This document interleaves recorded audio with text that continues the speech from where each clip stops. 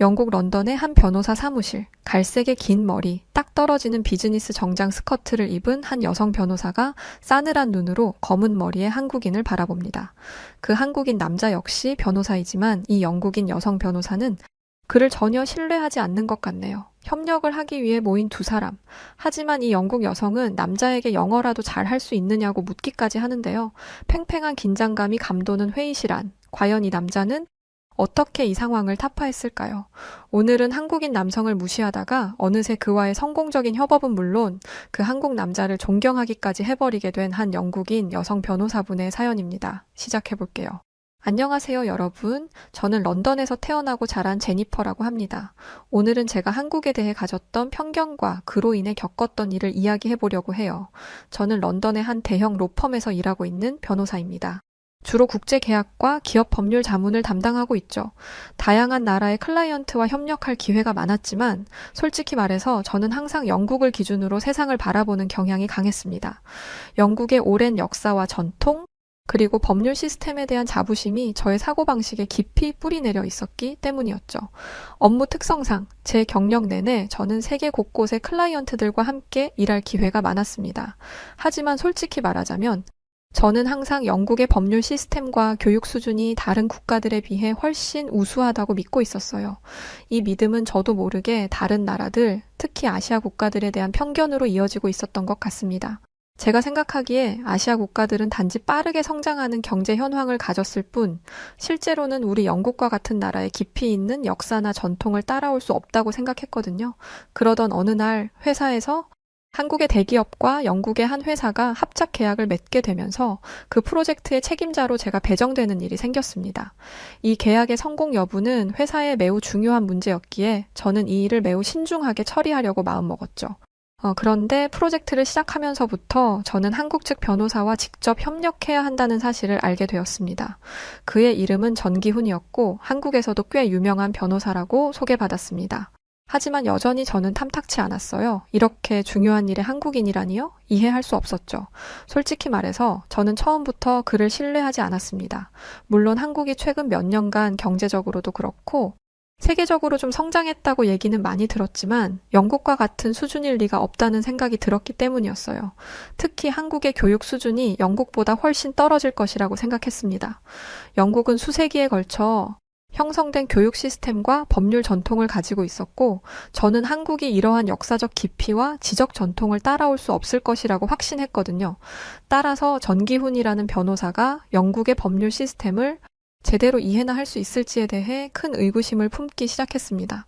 물론 또 한 가지 문제도 있었습니다. 그의 영어 실력도 사실은 의심스러웠거든요. 한국이 세계적으로 영어 교육에 열심히 투자하고 있다는 소식은 들었지만 실질적으로 얼마나 유창하게 영어를 구사할 수 있을지 확신이 서지 않았습니다. 심지어 그냥 대화도 아니고 국제 계약에서 중요한 법률 용어들을 정확하게 이해하고 사용할 수 있을지 걱정이 되었죠.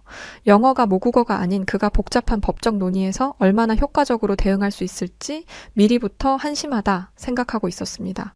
특히 이전에 함께 일했던 일본인의 경우 아시아에서 그래도 그나마 꽤 발전한 나라라고 생각하고 있었던 일본임에도 불구하고 그 영어 실력이 너무 끔찍해서 프로젝트를 중단한 일도 있었거든요.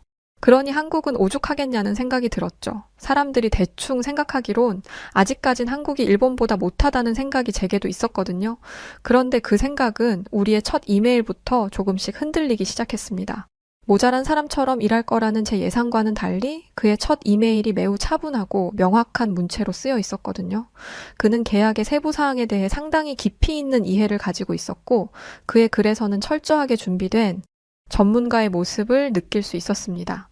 또한 영어 문장도 매우 정확하고 유창하게 쓰여 있었죠. 여기서 약간 놀라기는 했었지만 하지만 저는 여전히 그가 실제로는 경험이 부족하거나 혹은 영국 법률 시스템에 대해 잘 모를 것이라는 생각을 버리지 못했습니다. 또 이러한 영어 실력 역시도 단순히 텍스트니까 가능한 일일 거라고 생각했어요. 그가 한국에서 아무리 유능한 변호사라고 해도 영국인들의 실질적인 실무 능력과 비교할 때 얼마나 뛰어날 수 있을까 하는 의문이 계속 머릿속을 맴돌았습니다. 하지만 차츰 그와의 이메일 교환이 계속되면서 저는 그가 준비된 전문 변호사라는 것을 느끼기 시작했습니다.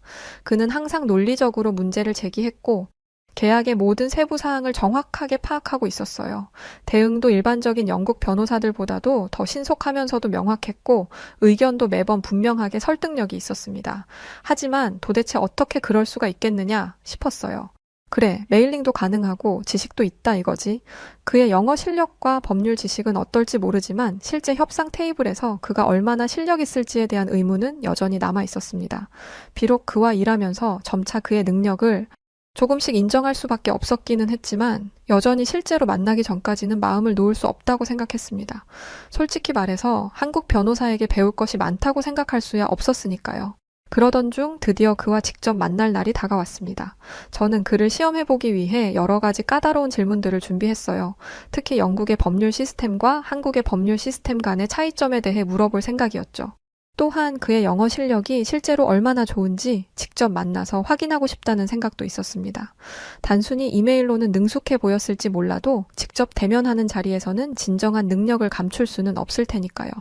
이제야 진실의 순간이 오겠구나 싶었어요.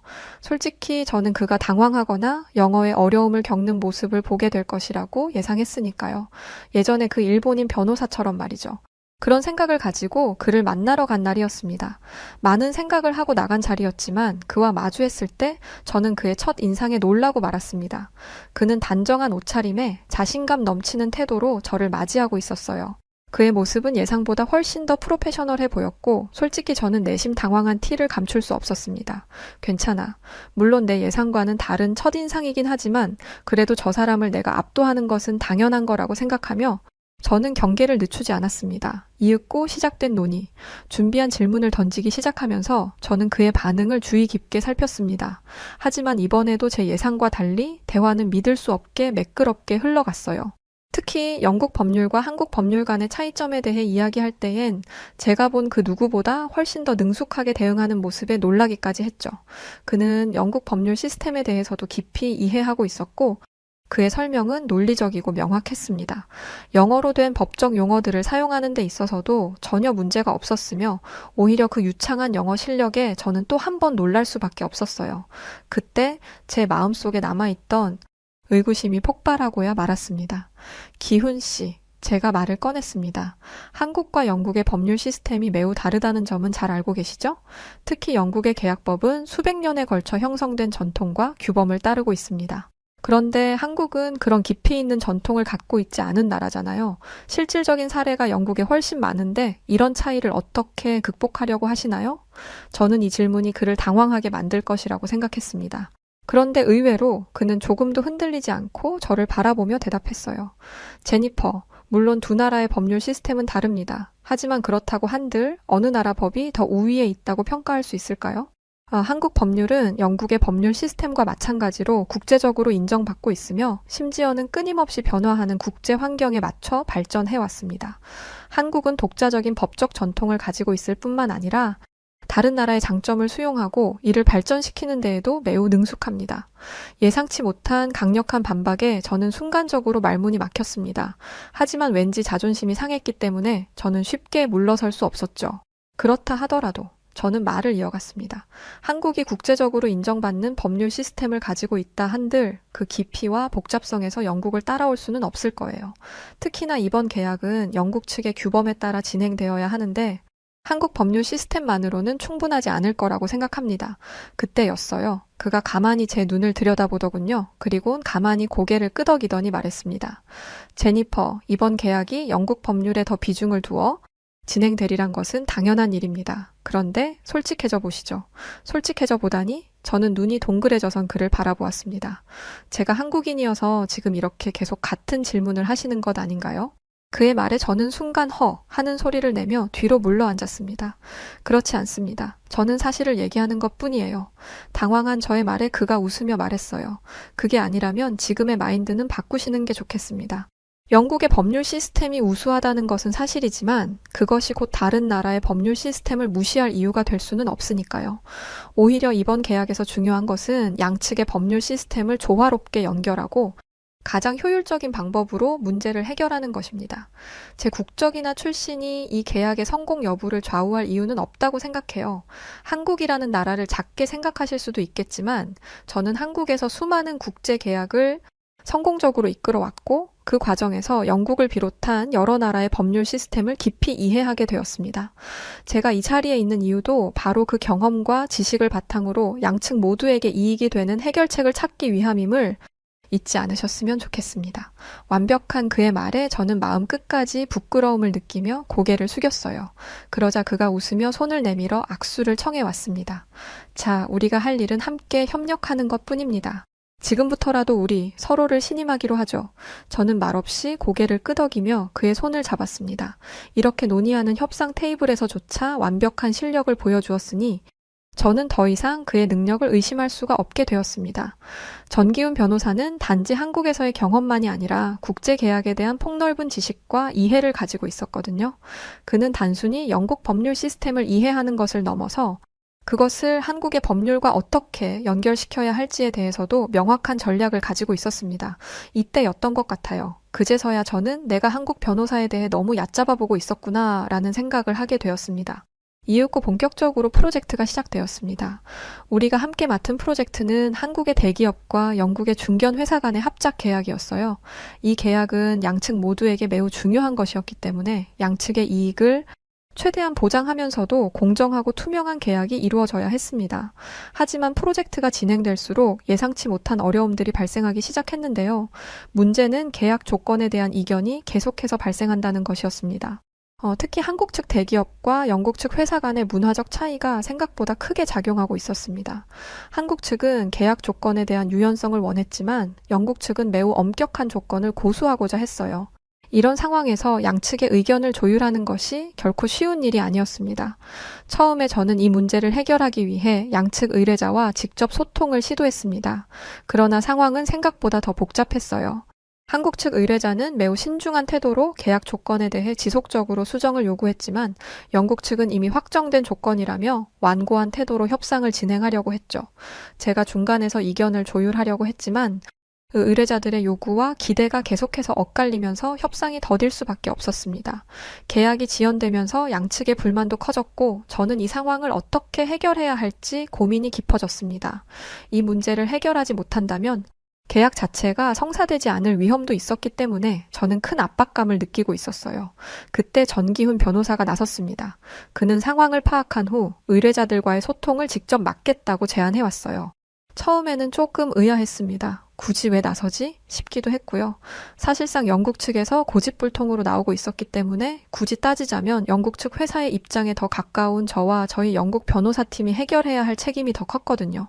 그런데 굳이 앞장서서 일을 해결하겠다고 나선다니 이해가 가지 않았어요. 왜 그러냐고 묻자 그가 미소를 지으며 말하더군요. 한국인은 원래 이렇게 지지부진한 걸 못 참는다나? 하지만 저는 그가 성공하리라 생각하지 않았습니다. 한국 변호사가 영국 측 의뢰자와 어떻게 효과적으로 소통할 수 있을지 의심스러웠기 때문이었죠. 게다가 한편으로는 그가 이참에 한국 측 의뢰자의 요구를 너무 편들려고 하는 것은 아닐까 하는 걱정도 들었습니다.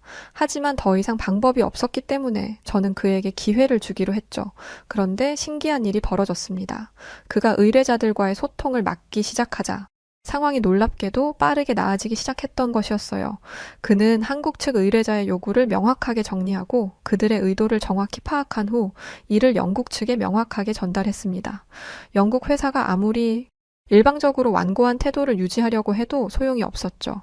그는 강력하고 명쾌하게 법조항을 들어 영국 회사가 무조건적으로 협의를 거절할 수 없게 만들었습니다.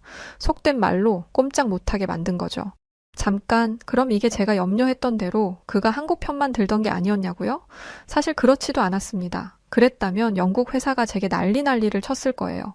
그는 한국 측의 입장을 명확히 밝혔던 것과 마찬가지로 영국 측의 우려와 요구사항을 한국 측에 이해시키는데도 매우 능숙했습니다. 그의 중재 덕분에 양측의 의도가 명확해지기 시작했고 불필요한 분쟁이 전부 사라지기 시작했어요. 심지어는 이전에 발생했던 오해와 이견까지 점차 해결되기 시작했습니다. 특히 인상 깊었던 것은 전기훈 변호사가 계약의 세부 사항을 조율하는 방식이었습니다. 그는 각 조건이 양측 모두에게 어떤 의미를 가지는지 정확하게 분석하고 가능한 타협점을 제시했습니다. 그의 철저한 분석과 중재는 양측 모두에게 신뢰를 주었고 그 결과 계약은 점점 원활하게 진행되었어요. 이전에 제가 소통을 시도했을 때와는 달리 전기훈이 주도하는 협상은 훨씬 효율적이었고 양측 모두가 만족할 만한 결과를 도출할 수 있었습니다. 여기에 대해서 비결을 묻자 그가 그러더군요. 원래 한국에선 양쪽 말을 들어봐야 된다는 말이 있다고요. 하지만 모든 것이 순조롭게 진행되는 것만은 아니었습니다. 계약이 거의 마무리 단계에 이르렀을 때 갑작스럽게 영국 측 회사에서 일방적으로 계약 조건을 변경하겠다는 선언을 해온 것이었어요. 그들은 예상치 못한 내부 사정으로 인해 당초 합의했던 조건 중 일부를 철회하고 새롭게 추가된 조건들을 한국 측에 요구했습니다. 이 요구는 한국 측에게 매우 불리한 내용이었고 저는 이를 어떻게 해결해야 할지 다시 한번 난감해져 버리고야 말았죠. 하지만 그에게 이 상황을 알렸을 때 그는 침착하게 대응했습니다. 그는 즉시 영국 측과의 연락을 시도했고 상황을 파악하기 위해 영국 측 회사를 직접 방문하겠다고 했습니다. 저는 그가 영국 측 의뢰자를 설득할 수 있을지 의심스러웠지만 그의 능력을 믿고 함께 방문하기로 결심했어요.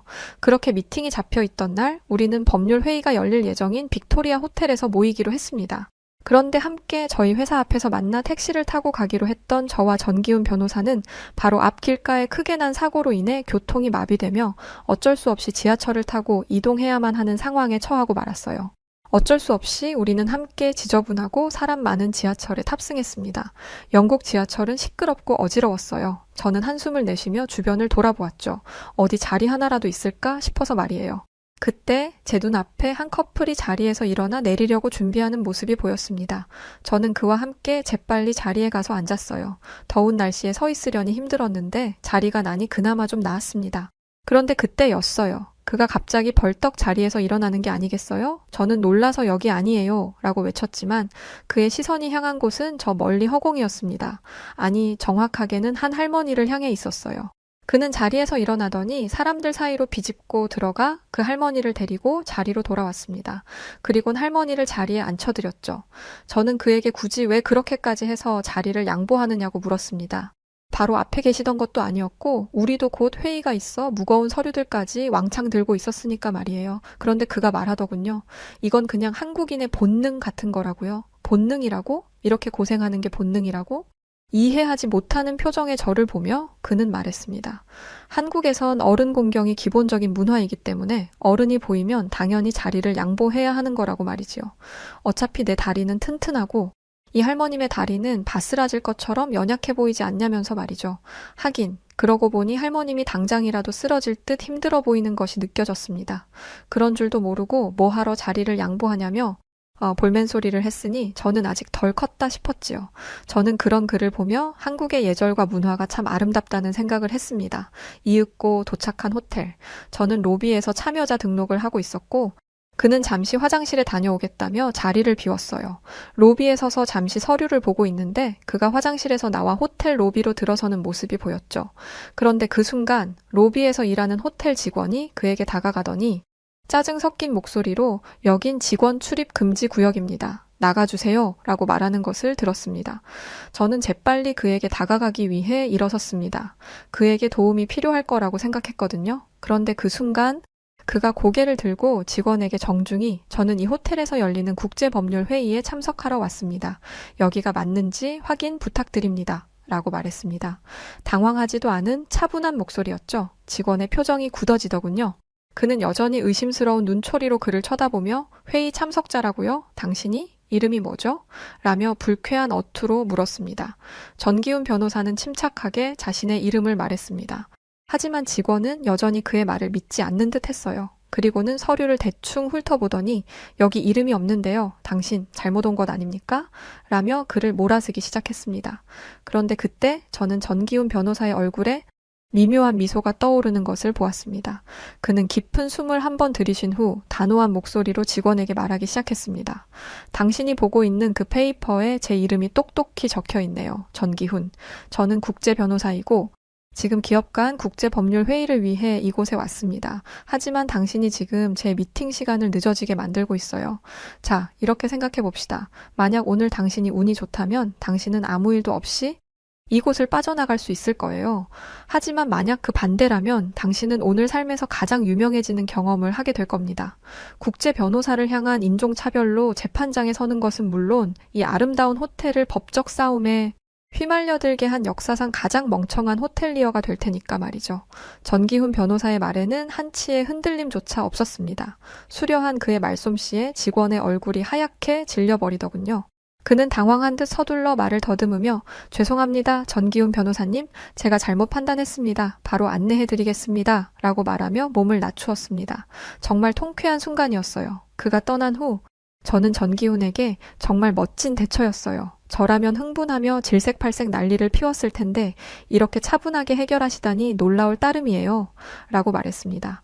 그러자 그가 미소를 지으며 대답하기를 때로는 차분하게 그러나 분명하게 말하는 것이 가장 큰 힘을 발휘할 때가 있습니다. 흥분하거나 그들에게 폭력을 행할 필요가 없어요. 저는 그저 한국인이 얼마나 강하고 능력 있는지를 보여주기만 하면 돼요.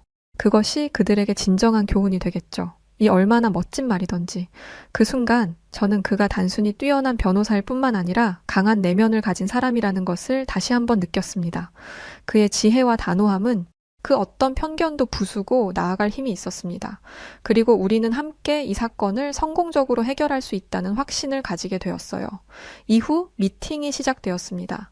그는 영국 측이 제시한 새로운 조건을 분석하고 그들이 왜 이런 결정을 내렸는지 물었습니다. 그리고 단순히 영국 측의 요구를 거부하는 대신 그들이 직면한 문제를 함께 해결할 수 있는 방안을 제시해 주었어요.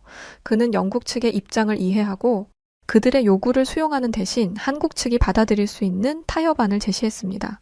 어느 순간부터 회의장 안은 완전히 전기훈 변호사의 무대로 변하기 시작했습니다.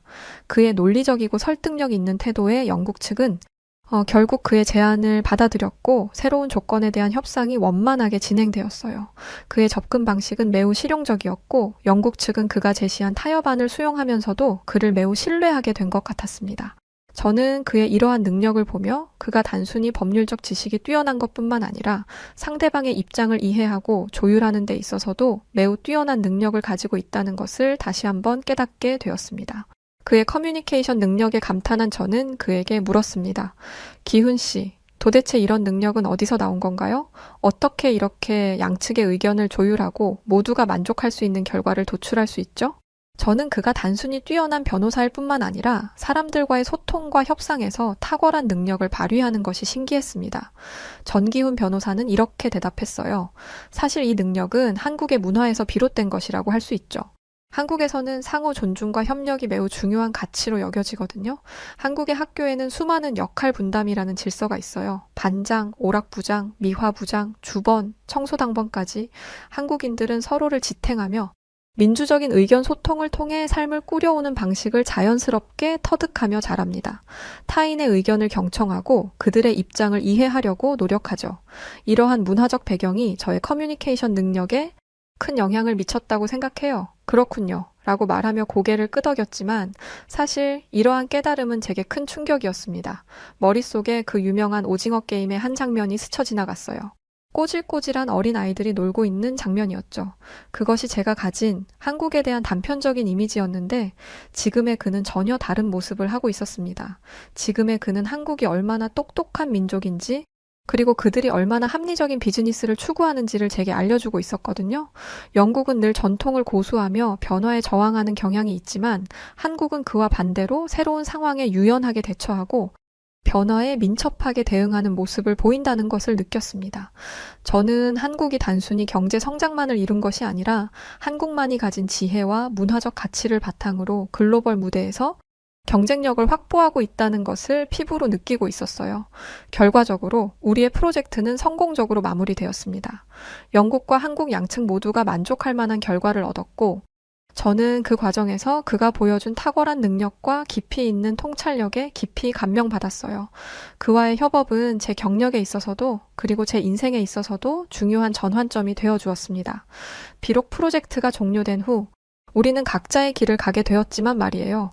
전기훈은 한국으로 돌아갔고 저는 영국에서의 일상으로 복귀했습니다. 하지만 그와 함께했던 시간은 저에게 마치 자서전 한 편의 주인공 같은 특별한 기억으로 남아 있었습니다. 그의 지혜, 차분함, 그리고 강인한 내면은 제가 지금까지 만나본 사람들 중에서 단연코 가장 인상 깊었거든요. 가끔씩 저는 그와 이메일을 주고받으며 서로의 안부를 묻곤 했습니다. 그는 여전히 한국에서 바쁘게 일하고 있었어요. 하지만 그가 보내오는 메시지들은 항상 밝고 긍정적이었으며 그의 열정은 변함이 없었어요. 그는 종종 자신을 K 직장인이라고 표현하곤 했는데 처음에는 그 표현이 조금 낯설게 느껴졌지만 이제는 꽤나 웃기게 생각하고 있습니다. 그가 말하는 K 직장인이라는 표현 속에는 한국인들의 강한 근면성과 열정이 담겨 있더군요. 제니퍼, 한국의 직장인들은 정말 하드워커예요. 아침 일찍부터 밤늦게까지 우리는 끊임없이 노력하고 항상 최선을 다한답니다. 이것이 바로 한국의 직장 문화예요. 영국에선 이런 문화를 생각도 할 수 없겠죠. 때로는 힘들기도 하지만 그만큼 보람도 크답니다. 근데 사실 지금도 퇴근하고 싶어요. 그의 메시지를 읽을 때마다 저는 사실 그가 얼마나 한국의 직장 문화를 자랑스럽게 생각하는지, 그리고 그 속에서 자신이 얼마나 충실하게 일하고 있는지를 느낄 수 있었습니다. 전기훈 변호사는 단순히 성공한 변호사가 아니라 자신의 뿌리와 문화를 깊이 이해하고 그것을 자랑스럽게 여기는 사람이었습니다. 그의 이런 모습이 제가 그를 더욱 존경하게 만드는 이유였죠. 저는 그와의 협업을 통해 단순히 법률적 지식만이 아니라 다양한 문화적 배경에서 비롯된 가치를 배울 수 있었어요. 그리고 무엇보다도 한국이라는 나라에 대해 가지고 있던 편견을 깨뜨리고 새로운 시각으로 세상을 바라보게 되었지요. 전기훈 변호사는 제게 있어서 단순히 한 프로젝트의 파트너가 아니었습니다. 그는 저의 사고방식을 변화시킨 사람, 그리고 제가 앞으로도 계속해서 기억하게 될 인물이고, 왠지 변호사로서의 업무적 상황을 떠나 한 남성으로서 한 여자를 대하는 전기훈이라는 남성에 대한 궁금증에 가득 차 있지요. 물론 고백 같은 걸 한 적은 없습니다. 먼 거리이고 괜히 제 존재가 부담이 되고 싶진 않았으니까요. 하지만 저도 인간으로서, 한 여자로서 전기훈 씨만 생각하면 그냥 보고 싶다는 마음이 크게 들어요. 저의 사연이 그에게 전달될지 모르지만 이렇게나마 마음을 조금 담아 보내봅니다. 기훈 씨 덕에 한국인들을 다시 보게 되었어요.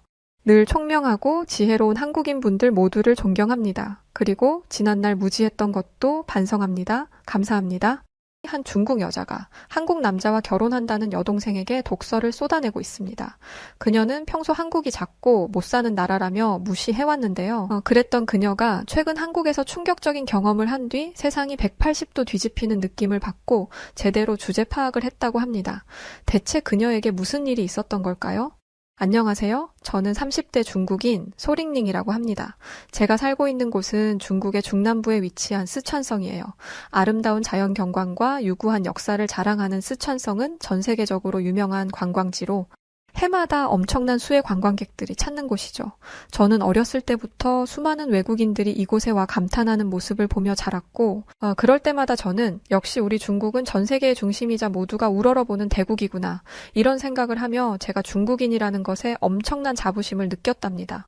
사실 저는 30살이 넘도록 중국 밖을 벗어나 본 적이 없었지만 저는 거기에 아무런 불만이 없었어요. 세계 최고의 강대국 국민으로 태어나 다른 나라 사람들보다 우월하게 사는 저는 축복받은 인생이라고 생각했으니까요. 저는 쓰촨성에서 남편과 함께 만두 가게를 운영하며 사는 것이 정말 너무나 행복했답니다. 그런데 늦둥이로 태어난 제 여동생은 저와 성향이 많이 달랐어요. 어릴 때부터 호기심도 많고 공부도 잘했던 동생은 고향을 떠나 베이징에 있는 대학에 진학했죠. 예쁘고 똑똑한 동생은 저희 집안의 자랑거리이기도 했답니다. 그런데 동생은 졸업과 동시에 갑작스러운 결혼을 선언하며 저희 가족의 뒤통수를 쳐버렸죠. 게다가 그 상대가 중국 남자도 아닌 한국 남자라는 것이 아니겠어요? 대체 어떻게 된 것인지 자초지종을 들어보니 베이징 대학교의 박사과정을 밟으러 온 한국 남자와 동생이 그만 눈이 맞아버린 거였어요. 그런데 충격은 여기서 끝이 아니었습니다. 글쎄, 동생이 결혼을 한 뒤 남편을 따라 한국에 가서 살겠다지 뭐예요. 저는 경악을 금치 못했답니다. 아니, 세계 최고의 강대국인 우리나라 중국을 두고 그 코딱지만큼 작은 나라에 가서 살겠다니요? 전 세계가 알아주는 중국을 버리고 한국 같은 후진국에 가는 건 정신 나간 짓이야. 한국은 가난하고 못 사는 나라잖아. 거기 가면 너도 거지처럼 살아야 할걸? 저는 그동안 제가 보고 들어온 정보들을 바탕으로 한국을 비난하며 동생을 말렸어요. 하지만 사랑에 눈이 멀어버린 것인지 동생은 끝내 고집을 꺾지 않았죠. 동생이 그렇게 나오자 부모님은 어쩔 수 없이 결혼을 허락하셨고 결국 동생은 그 끔찍한 결혼을 하고 말았어요. 저는 신세를 망치게 된 동생이 너무나 안타깝고 불쌍하여 동생의 결혼식장에서 펑펑 울고 말았답니다. 베이징 대학교까지 나온 동생이 겨우 한국이라는 가난한 후진국에서 살게 된 것이 저는 너무 분했어요. 동생은 그런 제 마음을 외면한 채 얼마 뒤 남편과 함께 한국으로 떠났습니다. 그날 이후 저는 매일 밤마다 거렁뱅이 같은 한국 사람들에게 동생이 시달리는 악몽을 꾸며 잠조차 제대로 잘 수 없었답니다. 그럴 때마다 저는 같은 동네에 사는 여자친구들에게 전화를 걸어 푸념을 늘어놓았어요. 후진국 한국은 우리 중국과 모든 것에서 차이가 날 텐데 동생이 어떻게 지낼지 너무 걱정된다고 말이죠. 그럴 때마다 제 친구들은 1등 국가 중국에서만 살았던 동생이 한국 같은 후진국에서 오래 버티지 못할 거라며 결국 얼마 못 가 중국으로 돌아오게 될 테니 걱정 말고 기다리라고 했죠. 제가 중국 친구들과 이런 대화를 했다는 것을 지금 돌이켜 다시 생각해보면 정말 부끄럽기 짝이 없어요. 물론 지금은 알죠. 시골에 사는 촌뜨기들이 정말이지 뭣도 모르고 떠들어댔구나 라는 것을 말이죠. 하지만 당시에 저는 중국은 전 세계에서 손꼽히는 선진국이고 한국은 저 끄트머리 어딘가에 있는 볼품없는 나라라고 굳게 믿고 있었어요. 아니, 더 솔직하게 말하자면 제게 있어 한국이란 평생 나와 엮일 일 없는 천박하고 열등한 후진국에 불과했죠. 그러던 제가 어떻게 그런 편협한 생각에서 벗어날 수 있었냐고요. 그건 바로 제게 일어난 어떤 충격적인 사건 때문이었답니다. 동생이 한국으로 떠난 뒤 2년쯤 된 어느 날이었어요. 동생의 출산이 임박했다는 소식이 들려왔고 저는 고민 끝에 가족 대표로 한국에 다녀오기로 했어요. 사실 동생이 한국 남자와 기울어도 한참 기울어지는 결혼을 한 뒤 저희 가족은 동생과 연을 끊다시피 하며 지내고 있었거든요. 부모님은 여전히 가족과 나라를 등지고 후진국으로 떠난 동생을 괘씸하게 여기고 계셨고 결국 저만 한국에 잠깐 다녀오기로 했답니다. 한국행을 준비하며 저희 가족은 별의별 호들갑을 다 떨었어요. 먼저 부모님은 저를 병원에 보내셨는데 그 이유는 한국은 후진국이라 위생이 좋지 않을 것이라 생각했기 때문이었어요. 저는 각종 예방주사를 맞으며 고작 그런 작고 더러운 나라 때문에 나 같은 대국의 국민이 이게 대체 무슨 고생인가 라는 생각에 한숨이 절로 나왔죠. 다음으로 저는 한국에 있는 동안 묵을 호텔을 예약했답니다. 들어보니 동생은 무슨 아파트에서 살고 있다던데 저는 그런 시끄럽고 냄새나는 닭장 같은 곳에서 단 하루라도 지내고 싶지 않았거든요. 그리고 마침내 한국으로 떠나던 날 저는 평소 착용하고 다니던 귀금속을 모조리 다 빼서 화장대 서랍에 넣어두었답니다. 한국에는 그 어떤 비싼 보석도 착용하고 가지 않을 생각이었으니까요. 안 봐도 뻔하잖아요? 한국같이 가난한 나라의 사람들은 금부치를 보면 눈이 돌아가 당장 훔치려 들 것이고 저는 한국의 거렁뱅이들에게 제 보석을 빼앗길 생각이 전혀 없었으니까요. 그렇게 만반의 준비를 마치고 나서야 저는 한국으로 향하기 시작했답니다. 공항으로 가는 택시 안에서 한숨을 푹푹 내쉬고 있자 택시 기사가 왜 그렇게 한숨을 쉬냐고 묻더군요. 저는 동생 때문에 한국에 가는 길이라고 답했죠. 그러자 택시 기사는 이렇게 말했어요. 한국이요? 거기 옛날에 우리 중국이 지배하다시피 한 나라 아닌가요? 아니 그런 후진국에는 왜 가세요? 저는 택시기사의 말에 공감하며 제 여동생이 하필이면 한국 남자와 결혼을 해서 지금 한국에 살고 있다며 푸념을 늘어놓기 시작했어요. 그러자 택시기사는 깜짝 놀라며 대체 중국 여자가 뭐가 아쉬워서 한국 남자와 결혼을 했냐며 이해하지 못하겠다는 반응을 보였죠. 그렇게 짧은 대화를 뒤로 하고 저는 후진국에 가야 한다는 짜증 반, 동생이 걱정되는 마음 반을 가지고 한국행 비행기에 몸을 실었지만 저는 비행기 안에서도 한숨이 절로 나왔습니다.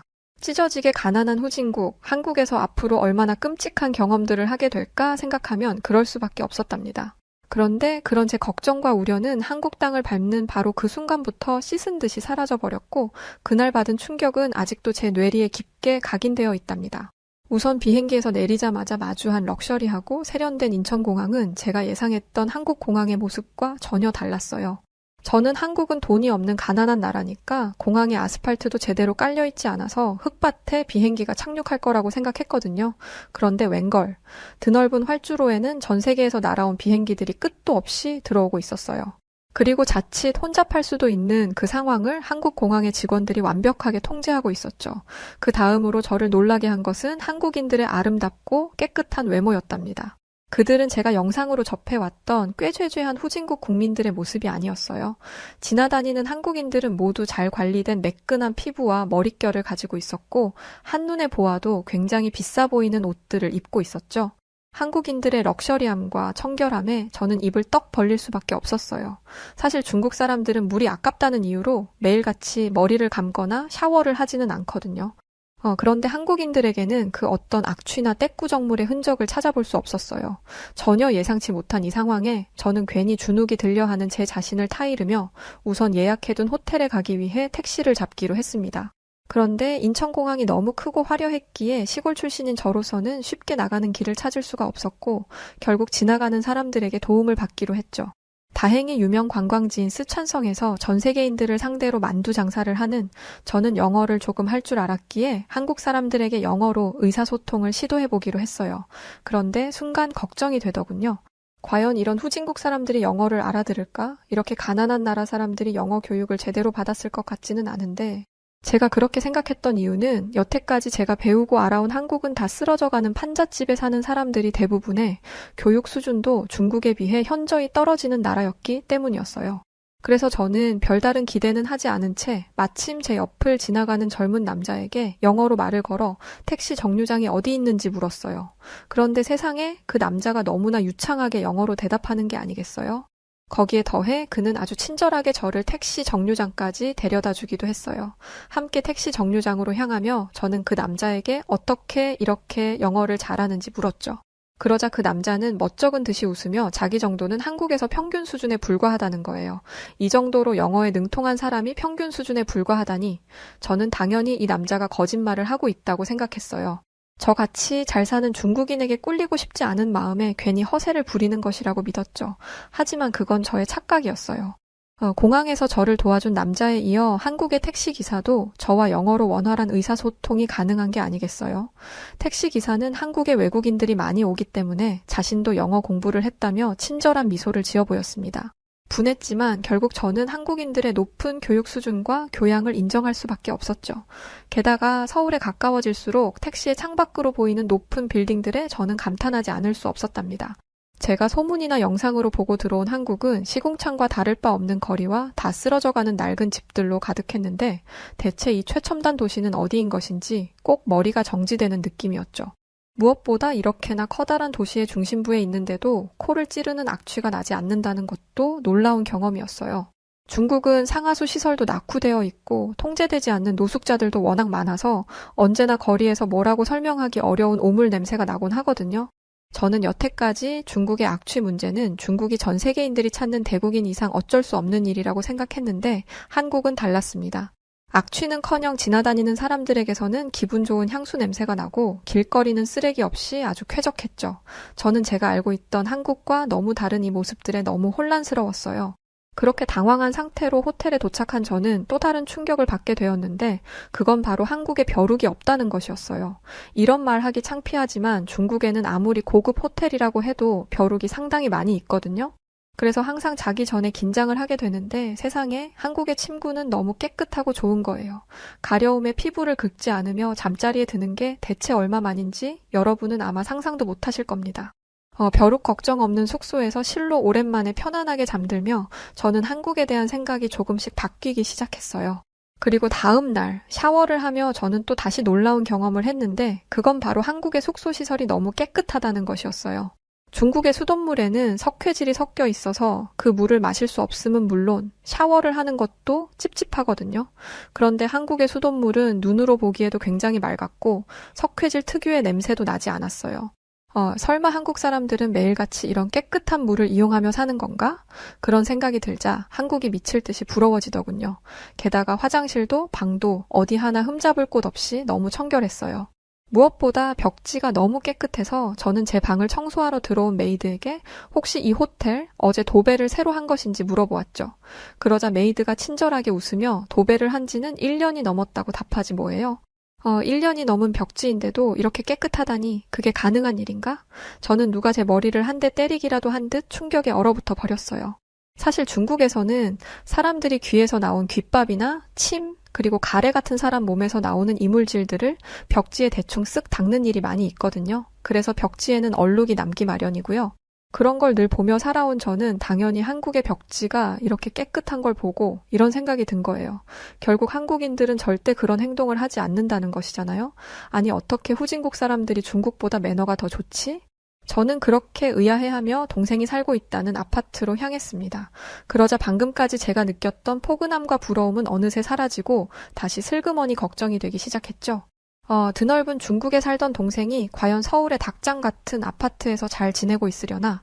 만약 동생이 허름하고 좁아터진 곳에 살고 있다면 저는 어떻게든 동생을 설득해서 동생을 데리고 중국으로 돌아갈 결심을 했어요. 잠시 후 택시가 동생의 아파트 단지에 도착하고 저는 불편한 마음으로 택시에서 내렸는데 이내 입을 떡 벌리고 말았죠. 한국의 아파트는 제 예상과 전혀 다른 모습을 하고 있었어요.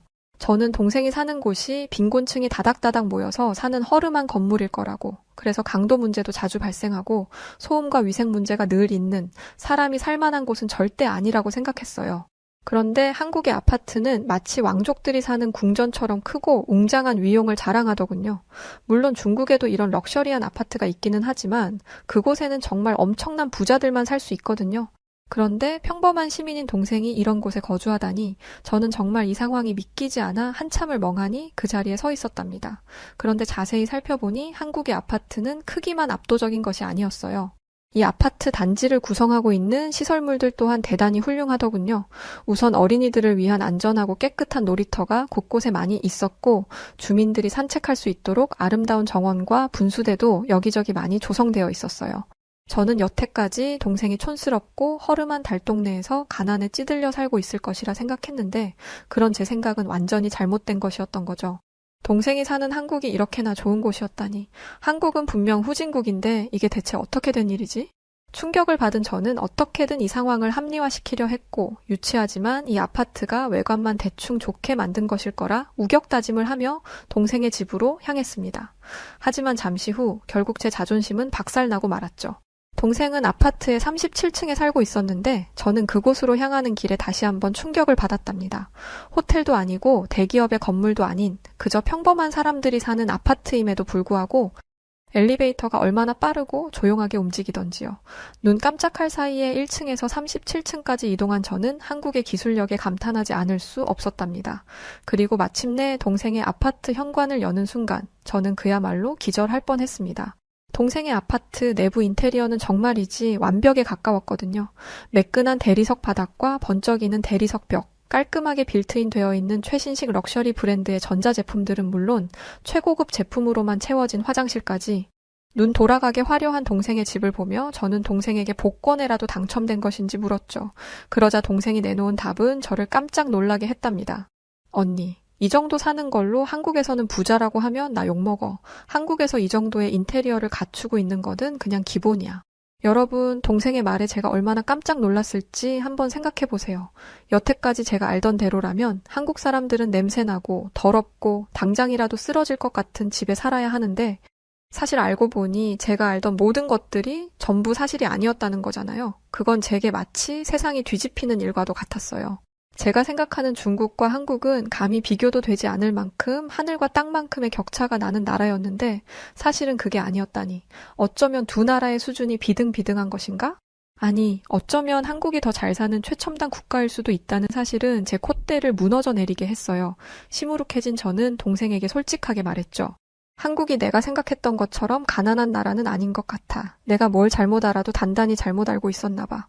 그러자 동생은 한국이 경제적으로 잘 살기만 하는 나라가 아니라며 문화도 수준급인 훌륭한 나라라고 제 염장을 지르더군요. 하지만 저는 동생의 그 말에는 쉽게 동의하기 어려웠어요. 저는 전 세계에서 손꼽히는 강대국 중국의 국민이기에 겨우 한국 같은 소국과 문화를 논할 수는 없다고 생각하며 이렇게 말했죠. 한국이 경제적으로 대단히 발전했다는 것은 인정해. 하지만 문화나 기본 매너까지 우리 중국 같은 선진국을 따라잡았을 리는 없어. 그러자 동생은 저에게 조금 더 한국에서 지내며 한국을 경험해보라고 하더군요. 저는 콧방귀를 뀌며 동생의 제안을 승낙했고 그날 이후 저의 본격적인 한국 탐방이 시작되었어요.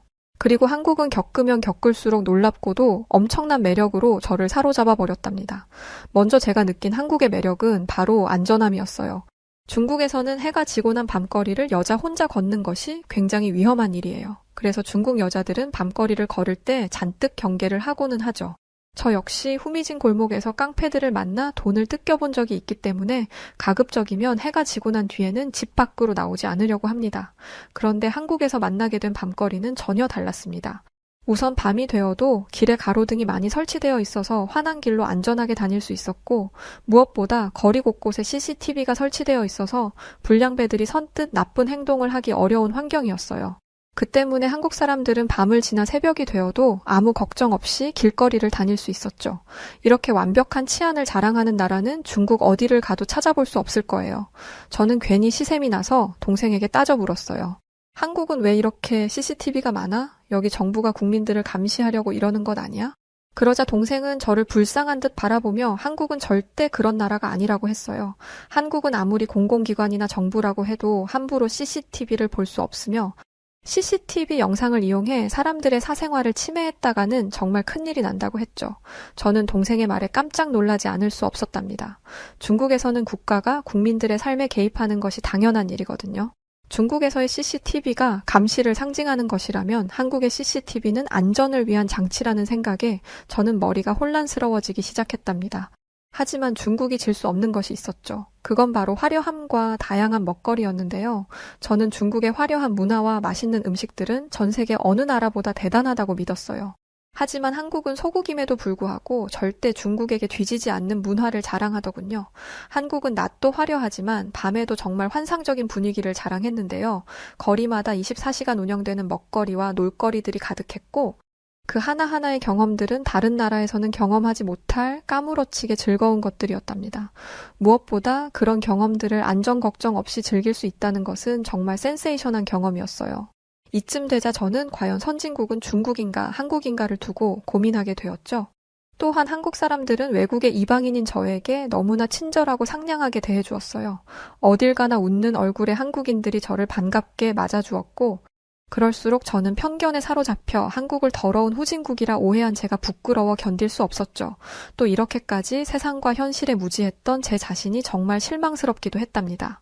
유난히 즐거운 한국 관광을 마친 어느 날, 비로소 저는 한국에서 사는 것을 선택한 동생이 옳았음을 인정했어요. 그리고 제가 한국에 대해 너무나 크게 오해하고 있었던 것과 동생과 매제에게 무례한 언행을 했던 것에 대해 진심으로 사과했답니다. 정말 미안해. 난 정말 우물한 개구리처럼 중국이 세계 제일인 줄 알았는데 그건 정말 잘못된 거였어. 진심으로 반성할게. 한국은 정말 훌륭하고 멋진 나라야. 앞으로 태어날 조카와 내 소중한 동생이 살아갈 나라가 이렇게 대단한 나라라서 정말 기뻐. 그 말을 하던 순간 왜인지 모르게 눈물이 찔끔 나오더군요. 정부에 의해 통제된 정보 속에서 바보 같은 믿음을 가지고 살아온 제 자신이 한심하기도 하고 불쌍하기도 해서 말이죠. 그러자 동생과 매제는 제 손을 잡아주며 앞으로 중국에 돌아가면 한국이 얼마나 좋은 나라인지 다른 사람들에게도 잘 이야기해달라고 했어요. 그때 제 머리에는 아직도 한국이 후진국이라고 오해하고 있을 중국의 지인들이 떠올랐고 그들의 오해를 풀어주고 한국에 대해 제대로 알리는 것이 어쩌면 제 역할일지도 모른다는 생각이 들었죠.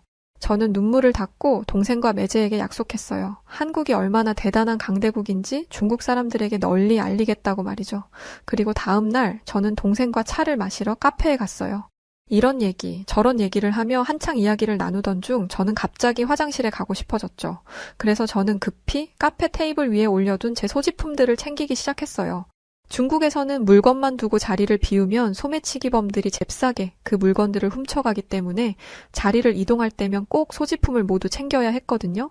당연히 한국에서도 물건들을 다 챙겨서 화장실에 가려고 했는데 동생이 저를 말리더군요. 한국에서는 자리에 물건을 다 두고 화장실에 다녀와도 된다면서 말이죠. 저는 어이없어 하며 말도 안 되는 소리 하지 말라고 했어요. 제 상식선에서는 물건 주인이 자리를 비우면 다른 사람들이 그 물건을 훔쳐가는 것이 당연한 일이었으니까요. 하지만 동생은 정말이라며 한국 사람들은 남의 물건에 절대 함부로 손대지 않는다고 했죠. 게다가 한국 사람들에게는 그것이 법이나 규칙이 아니라 그저 너무나 당연한 일이라고 재차 강조하더군요. 저는 믿을 수가 없었습니다.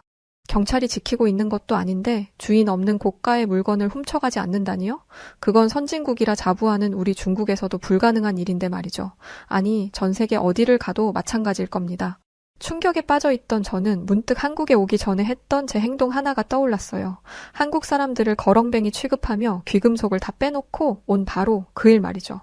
순간 저는 참을 수 없는 부끄러움에 고개를 숙여야 했답니다. 한국 사람들의 훌륭한 국민성 앞에서 저는 제 자신이 너무 천박하게 느껴졌어요. 동시에 중국과 판이하게 다른 한국의 이런 분위기가 부럽기도 했답니다. 그런데 그 순간 동생에게 갑작스러운 진통이 찾아왔어요. 동생은 당장이라도 기절할 듯 비명을 지르며 바닥에 쓰러졌고 저는 너무 놀라 어찌할 바를 모르고 동동거리며 도와달라고 소리를 칠 수밖에 없었죠. 하지만 그런 순간에도 저는 다른 사람들에게 도움을 받을 수 있을 것이라 기대하지 못했어요. 낯선 중국인의 외침에 선뜻 누가 나서줄 것이라 생각하지 못했거든요. 그런데 한국인들은 제 예상을 완전히 뒤집어 버렸어요. 저와 동생의 근처에 있던 사람들은 누가 먼저라고 할 것도 없이 저희에게 다가와 주었답니다. 완벽한 타인인 그들은 진심으로 저희를 걱정하며 서둘러 구급차를 불러주었고, 심지어 어떤 여자분은 동생이 맨바닥에 눕지 않도록 자신의 외투를 벗어주기도 했어요. 그러면서 불안해하는 저희 자매를 위해 따뜻하게 손을 잡아주었어요. 그때 제가 얼마나 감동했던지요. 든든한 한국인들 덕분에 저희 자매는 안정을 찾았고 잠시 후 119 구조대가 도착했어요. 저는 동생과 함께 얼른 구급차에 몸을 실었죠. 그렇게 병원으로 향하는 길, 저는 내심 걱정이 되었어요. 동생과 나는 중국인인데 과연 한국의 병원에서 받아줄까? 중국인들은 같은 한족이 아니면 무시하기가 일쑤인데 이런 걱정들이 마음속에서 올라오더라고요. 하지만 그런 저의 우려와 달리 한국의 의료진은 어떤 망설임도 없이 동생을 받아주었고 그렇게 동생은 수많은 한국인들의 도움으로 무사히 출산할 수 있었답니다. 그날 저는 뼈저린 반성을 할 수밖에 없었어요.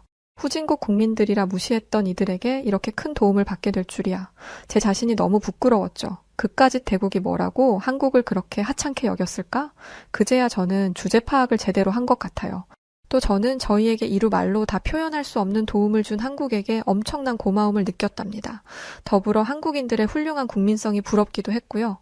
얼마 후 동생 부부와 예쁜 조카를 한국에 남겨두고 저는 복잡한 감정을 느끼며 중국으로 돌아갔어요. 그리고 지금 저는 스촨성에서 제 주변 사람들에게 한국이 얼마나 멋지고 살기 좋은 나라인지 적극적으로 설파하고 다니고 있답니다. 개중에는 여전히 한국을 후진국이라 무시하는 사람들도 있고 아시아에서 한국은 꼴찌 국가라며 무식한 소리를 하는 사람들도 있지만 저는 거기에 굴하지 않고 이 중국의 시골 마을에서 한정적으로 접한 정보가 얼마나 잘못된 것이었는지 사람들에게 꿋꿋이 설명하고 있어요. 가끔 예전에 저처럼 한국에 대해 이상한 편견을 가진 사람들을 볼 때면 예전에 편협했던 제 모습이 떠올라서 부끄러워지기도 하지만 그래도 저는 요즘 너무 기쁘고 즐겁답니다. 좁은 우물을 벗어나 진짜 세상에서 살게 되었기 때문일까요? 전 이 모든 것이 한국 덕분이라고 생각해요. 여태껏 후진국이라 깔보고 무시했던 한국이 제게 진실의 눈을 뜨게 해줬다니 아이러니하고도 재미있는 일입니다. 요즘 저는 한국 생각을 자주 해요. 언제 특히 그러냐고요? 중국에서 길을 걸을 때 혹시 소매치기가 다가오지는 않을까 경계하는 제 자신을 발견할 때 그렇고요. 또 공항에 내린 순간 중국 길거리 특유의 오물 냄새를 맡았을 때도 그랬고요. 마지막으로 인터넷이 너무너무 느리게 느껴질 때 그렇습니다. 사실 저는 평생 중국의 인터넷이 느리다는 것을 못 느끼고 산 사람인데 말이죠. 한국에 다녀오니 중국의 모든 것이 다 거북이처럼 느리게 느껴져서 정말 큰일입니다. 정말이지 한국은 마성의 매력을 가진 나라인 것 같아요. 그래서 저는 올해가 가기 전 다시 한번 한국에 가겠다는 계획을 세웠답니다. 제게 소중한 가르침을 준 한국에 가서 조금 더 많은 경험을 해보고 싶어졌거든요. 물론 이번에는 저 혼자가 아닌 가족들과 함께 한국에 가려고 해요. 제가 느꼈던 기절할 만큼 놀라운 경험들을 가족들도 할 수 있다면, 그래서 오만했던 스스로를 돌아보고 반성할 수 있다면 굉장히 뜻깊은 일이 될 거라 생각하거든요. 그날을 위해 저는 지금 한국어 공부도 열심히 하고 있답니다.